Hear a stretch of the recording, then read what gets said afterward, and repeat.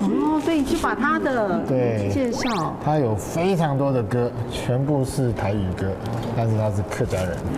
被称为台语音乐奇葩的邓雨贤，舍弃母语，以闽南歌曲起家，凸显大时代底下客家族群弱势的无奈。创作手稿乐谱在桃园的客家文物馆保存珍藏。所以我们这边我们就是定位为全球华人的客家这个影音中心。著作等身的文学家钟兆政，毕生作品也集结于此。钟老在民间推动“还我客家母语”运动，官方也倾注资源，让客家乡亲不要隐形。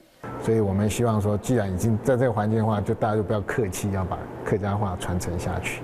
客家集体记忆不能忘，一碗平凡的客家小点，在吴志阳的脑海里浓缩一段光阴岁月。这个叫做牛温水，牛温水，牛就是牛，温就是问导游他的问，问的意思就是说哈，在沾在水里面这样。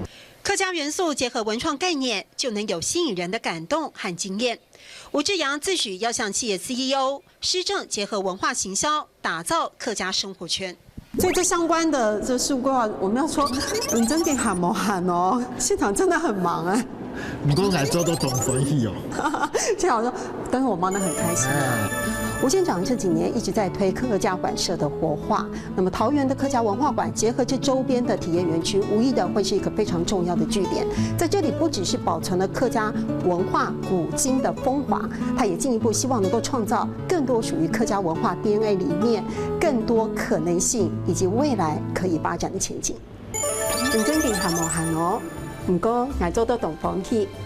認真嘅喊冇喊哦，唔過捱做到懂放棄。